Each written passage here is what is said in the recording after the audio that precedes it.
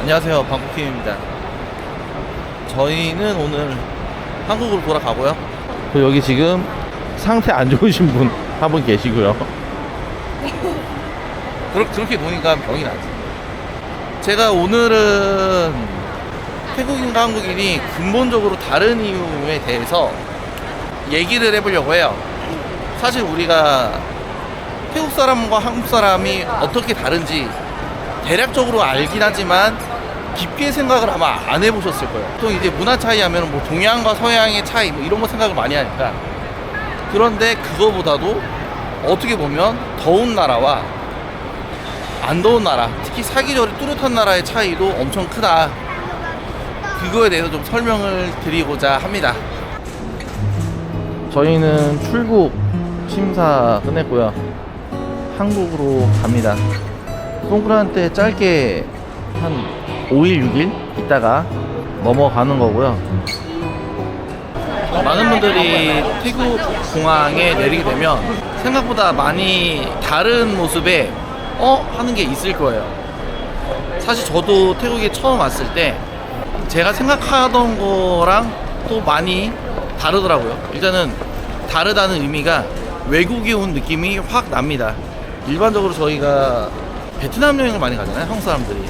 근데 베트남보다 더 이국적이고 사람들 뭐 생김새나 뭐 글자나 이런 것들이 다 많이 다르죠. 태국은 한국 사람이 태국에 오면 가장 다르게 느껴지는 것 중에 하나가 이런 거예요.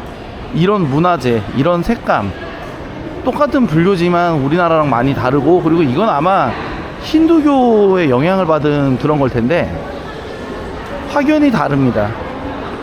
사실 이제 태국이 식민지 시절이 없었기 때문에 이런 문화재도 많이 보존이 돼 있고, 이런 거에 대한 그 국민들의 자부심, 프라이드 이런 게 또 강한 것 같아요.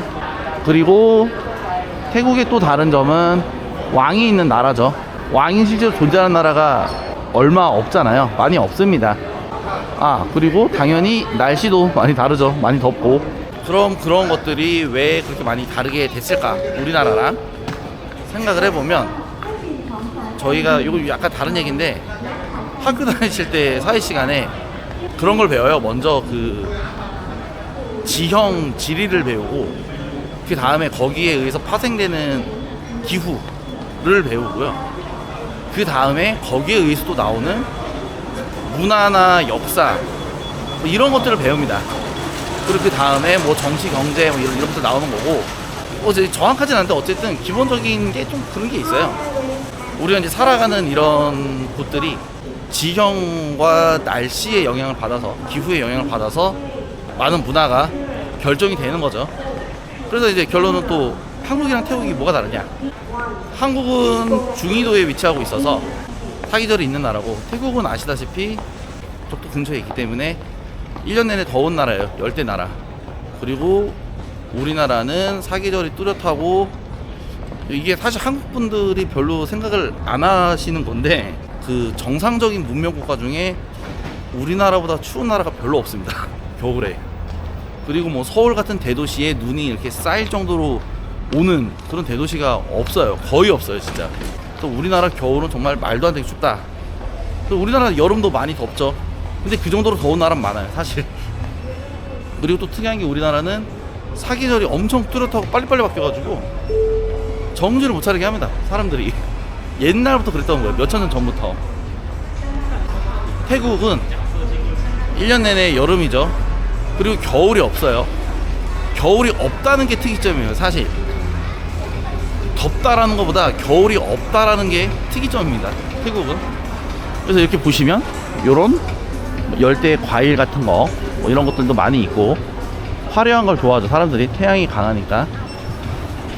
그리고 우리가 한번 또 생각해 볼 거는, 저는 사실 태국을 많이 오면서 태국의 기본적인 문화나 이런 게 남미, 그 다음에 뭐 스페인 뭐 이런 데 있죠. 그런 데랑 조금 약간 비슷한 느낌이 있어요, 보면. 근데 그런 데의 특징이 또 뭐냐, 남미랑 스페인이 따뜻한 나라고 더운 나라고, 그래서 좀 더 뭐 열정이 있고 사람들이 파티 좋아하고 그리고 좀 더 이렇게 현재를 즐기는 걸 더 좋아하는 북유럽이랑 이런 데보다 그런 게 있죠. 이게 사실 기후에 의해서 그런 것들이 좀 많이 나뉘는 건데, 그런데 어쨌든 남미 뭐 멕시코 이런데, 남미랑 스페인 이런 데가 거기는 겨울은 있잖아요. 그래서 이제 거기에서 한 단계 더 나가면 뭐 태국이나 캄보디아나 라오스 같은 나라 완전 열대지방, 겨울이 아예 없는 그런 데를 가면 뭐 열정, 정열 뭐 이런 걸 떠나가지고 이제 더 늘어지는 거죠. 이제 1년 내내 여름. 이게 되게 특이한 거예요, 사실. 우리나라 사람들은 본능적으로 생각을 하거든요. 이게 옛날 일 같은 거를 막 생각을 할 때, 그때가 뭐 벚꽃 필 때쯤, 뭐 그때 뭐 겨울이었지, 그때 여름이었지, 뭐 이런 걸로 몇 월에 내가 뭐 했고 막 이런 것도 생각을 해요. 근데 태국은 1년 내내 더우니까 날씨로 생각하기가 어려워요. 그래서 항상 태국을 자주 와도 그때도 더웠고 지금도 더웠고 그때는 조금 덥고 지금은 많이 덥고 뭐 그냥 그런 식이라 이게 좀 헷갈리는 부분들이 있습니다.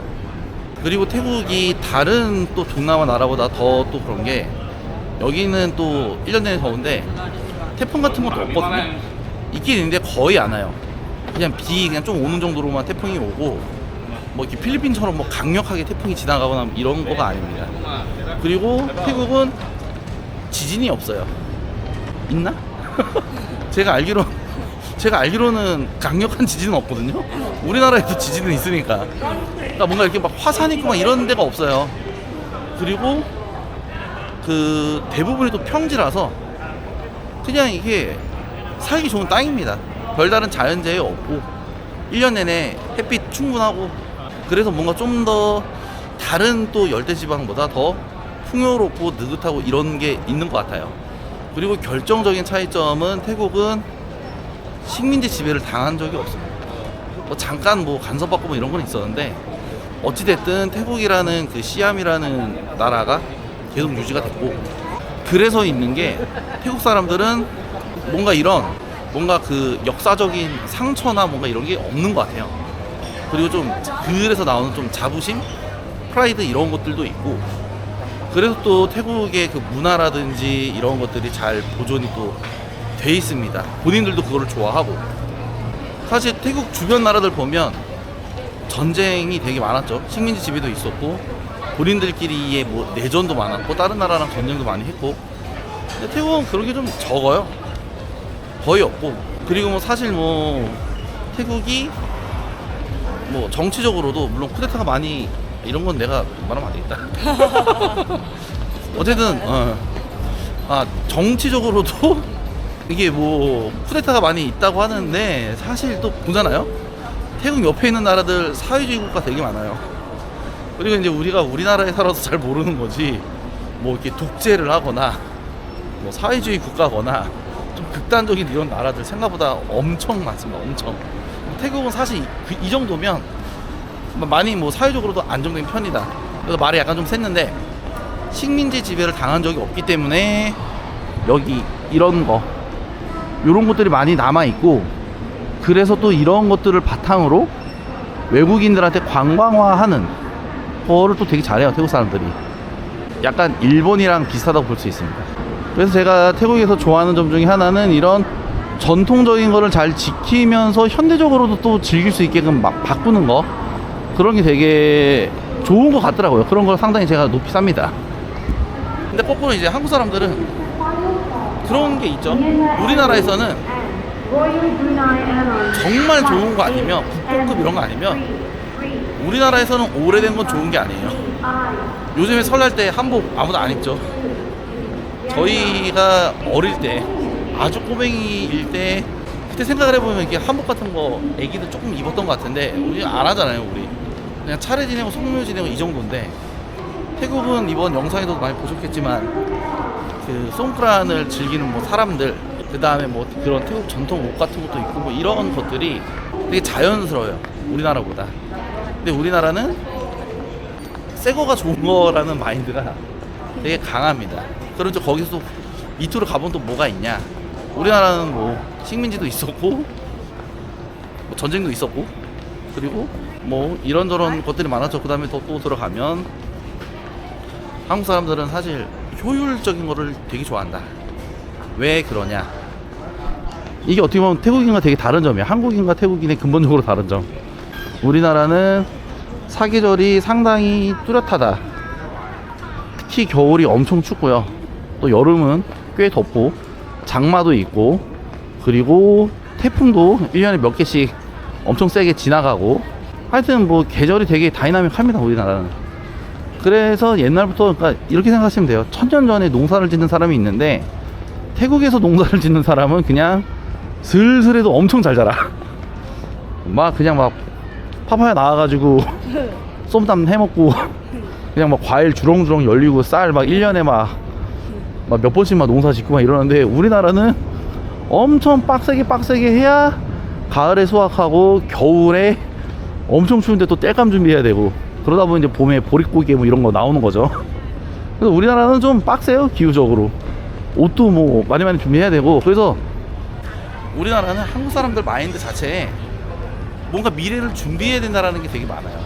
그리고 좀 효율성 있는 것들을 또 되게 좋아하고. 왜냐면 이게 계속 막 바뀌니까, 날씨가. 사실 유럽에서도 지중해 쪽은 따뜻한 날이 좀 긴 편이고, 그 다음에 뭐 영국, 프랑스 이런 데도 사실 또 그렇게 겨울이 많이 안 춥거든요, 우리나라보다. 아마 런던이 부산보다 따뜻하나 이럴 거예요. 제주도 날씨만 해도 유럽 가면 뒤지게 추운 편입니다. 그러니까 이게 우리나라 사람들은 뭔가 이런 거를 효율성 있게 빨리빨리 하는 그런 거가 몸에 그냥 장착이 돼 있어요. 제가 이렇게 다녀보면 한국 사람들은 그게 되게 심합니다. 그래서 또 뭐 경쟁하고 뭐하고 막 이런 게 있는데, 네. 지금 공항에서 엄청 많이 떠들었는데 그러면 결국에 한국인과 태국인의 근본적으로 완전 다른 거는, 태국은 1년 내내 여름인 나라. 그래서 사람들이 느긋하고 낙천적입니다. 근데 자연재해도 별로 없고 식민지 지배도 안 당했기 때문에 더 풍요롭고 뭐 이런 게 있어요, 다른 열대지방 나라보다. 근데 우리나라는 사계절이 있는 나라 중에 엄청 뚜렷한 거예요. 우리나라는 사계절이 뭐 유럽이랑 뭐 이런 데랑 비교할 수가 없어. 우리나라는 사실 되게 극단적으로 사계절이 뚜렷하고요. 그 다음에 근현대사의 역사를 보면 좀 빡셌죠, 사실. 그래서 우리나라 사람들은 좀 더 효율적인 거, 빨리빨리 하는 거, 이런 거를 되게 좋아한다. 그게 태국인과 완전 다른 부분이에요. 그래서 우리가 이렇게 동남아 여행, 특히 태국 여행을 할 때 조금은 느긋한 마음으로 해야 돼요, 사실. 이 나라는 원래 그런 나라니까. 그리고 태국의 그런 느긋하고 자유롭고 좀 부드럽고 늘어지는 이런 부분들이 좋아서 사람들이 태국 여행을 많이 오는 것 같습니다. 저도 그렇고. 그래서 결국은 또 다른 열대 나라도 많은데 왜 태국이냐 하면, 아까 말씀드렸던 그런 여러 가지들이 버무러져서, 다른 나라를 제가 또 뭐라 말하면 안 되지만 다른 데보다 좀 더 자유롭고 더 평화롭다. 그리고 역사와 전통이 많이 잘 보존돼 있고, 그게 현대적으로도 잘 해석을 해서 우리가 잘 즐길 수가 있다. 사실 또 너무 역사와 전통이 있는 나라 가면 너무 옛날 것만 해서 재미없는 경우도 많거든요. 좀 불편하고 여행하기에. 근데 태국은 또 그게 아니에요. 송크란이 물을 뿌리는 건데, 이게 이제 요즘은 물 뿌리면서 막 술 먹고 클럽 DJ 나오고 막 이러니까. 그러니까 이 나라는 되게 풍요로운 나라라서 사람들이 노는 걸 좋아한다. 즐거운 걸 좋아한다. 그게 싸눅인가? 재밌다. 뭐 싸눅, 하여튼 뭐 이런 게 있어요. 태국 분들은 그런 걸 되게 좋아합니다. 우리나라는 이제 모든 이렇게 잘하는 걸 좋아하는데 그래서 이상 여기까지 한국인과 태국인의 근본적으로 다른 점 이렇게 한번 떠들어 봤고요. 저희는 좀 빡센 한국에 가서 돈을 벌어야 또 태국에도 놀러 오고 유튜브도 하니까 한국으로 가보겠습니다. 이게 그냥 오늘 그냥 두서없이 떠든 것 같은데, 영상 시청해 주셔서 감사합니다. 그리고 연두님이 좀 컨디션이 안 좋아서 그냥 여기서 골골거리고 있는데 양해 부탁드립니다. 감사합니다.